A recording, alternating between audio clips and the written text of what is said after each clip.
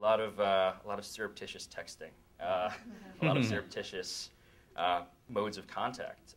And to be honest, none of the I did 2 stories for SI, as we said, since you broke out, and neither of those could have happened if I did not do that story in 2010.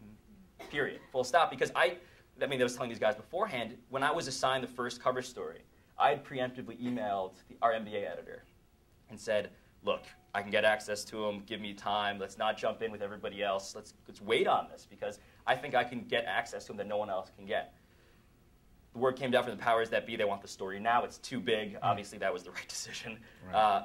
And it turns out that the Knicks were shutting me out anyway, so I wasn't going to get it down the road either.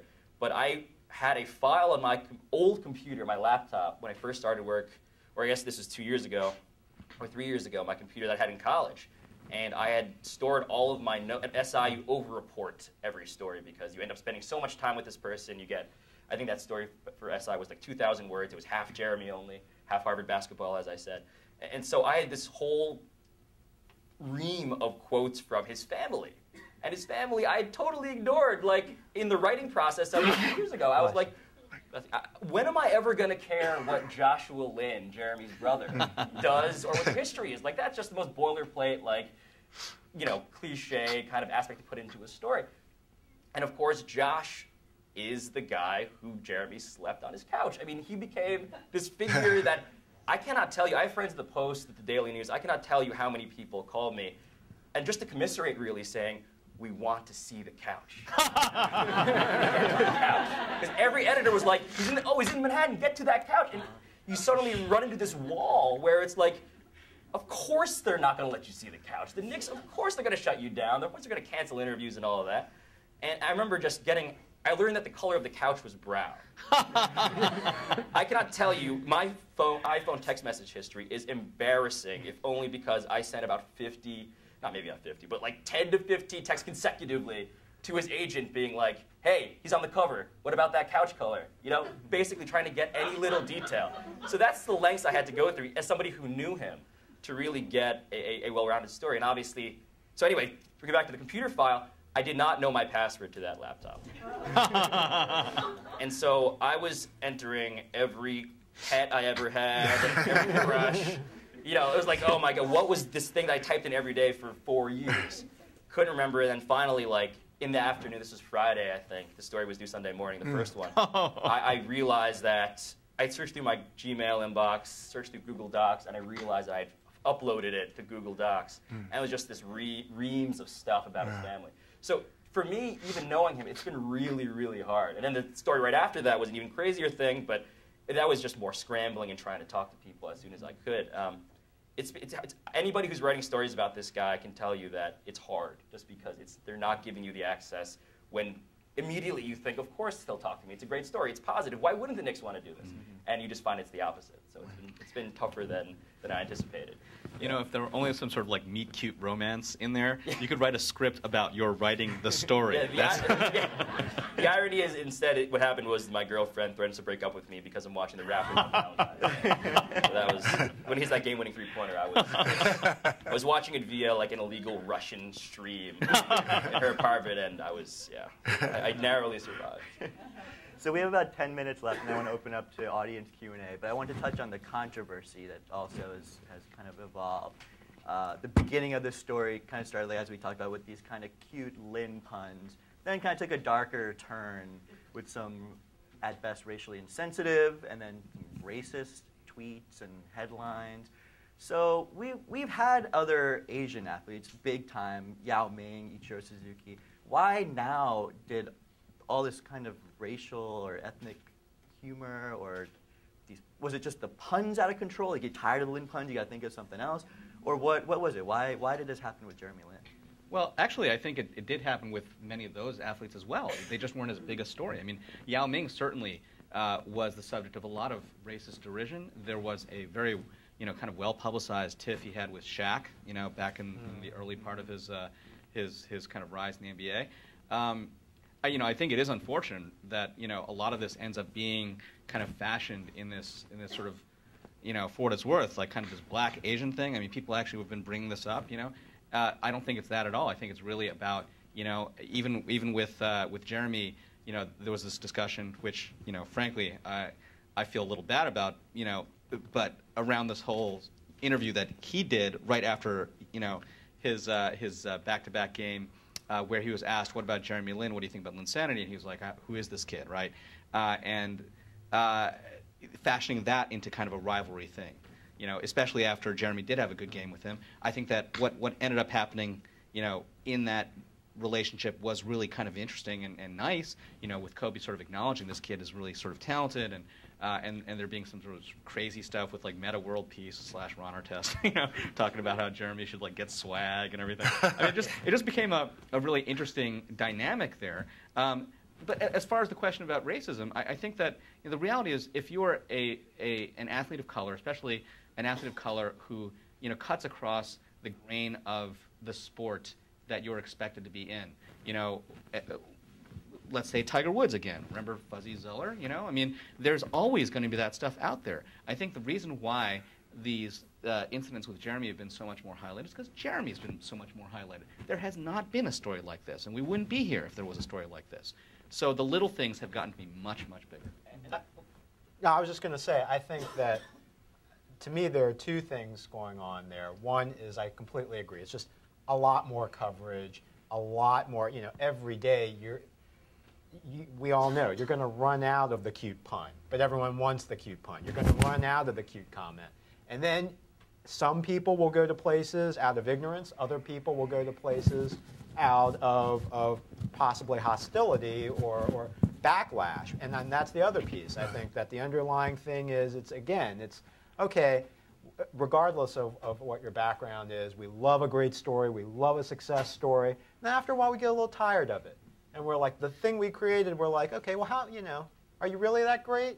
Now I'm kind of resenting you a little bit. And, even though you never asked for any of this. That's right.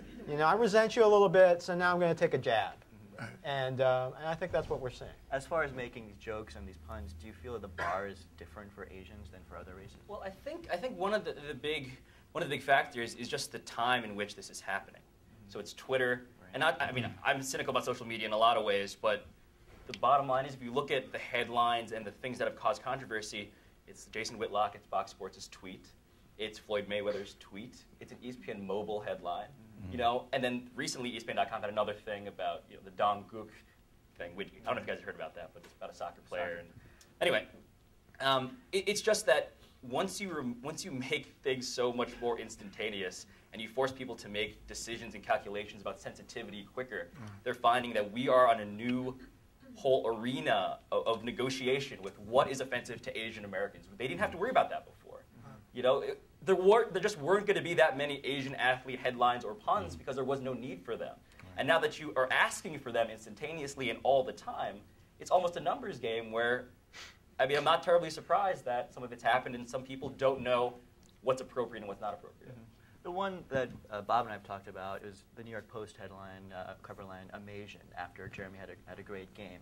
So that one, some people got upset about, other people were like, so it wasn't mean-spirited. So should ethnicity should it just be avoided at all costs in terms of the writing, or what's the line? Got to have a job somewhere in here. It's like, no, I think that, I think that it's really unfortunate that within the context of trying to parse, I guess, the route to speaking about Jeremy, there have been a lot of shortcuts taken. There's no question about that.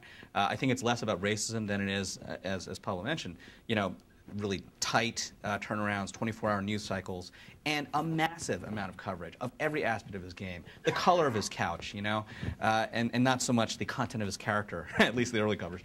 And then, here we are in a place now where I think in some ways, the very fact that people are paying attention to these things, where Asian Americans are concerned, is almost like a little bit of a victory in of itself. Because I think there was a time in which people didn't care so much or as deeply about whether or not there was an offense that would be paid out to Asian Americans.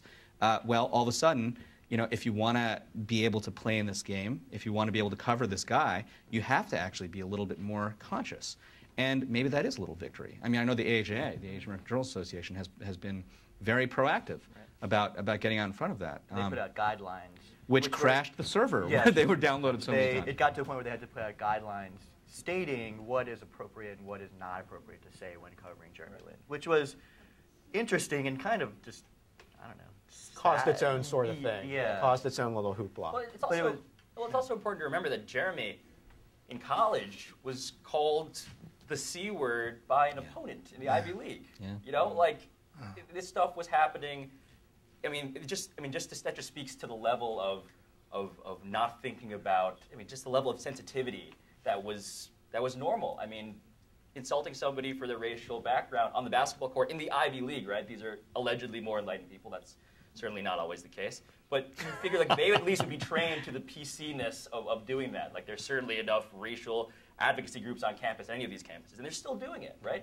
So that was, it's on every level. It's on the playground, it's on the NBA floor, God knows, it's in college basketball, and certainly for everybody else who must talk about those things too. Bill, what's your take? Well, I just think it speaks to the power of sports. Yeah.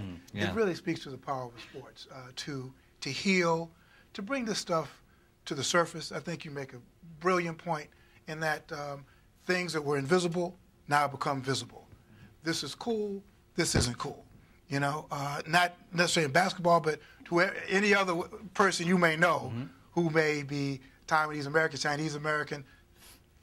Just think before you speak. Let's get to know each other.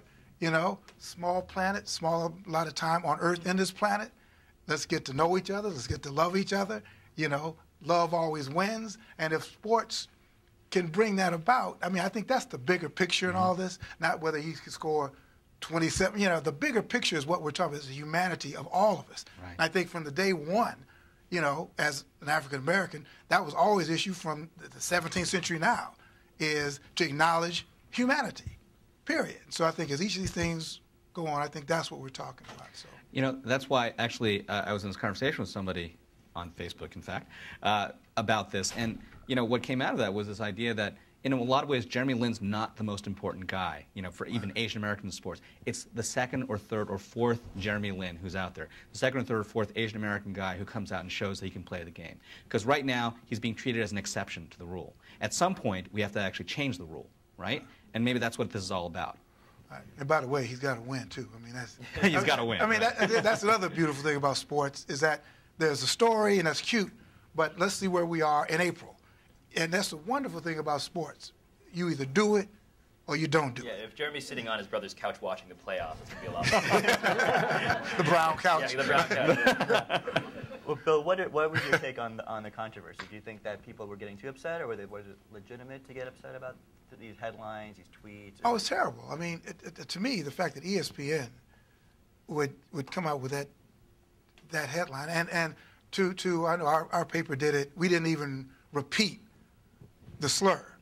But that to me was just so crass, so blatant, so terribly racist.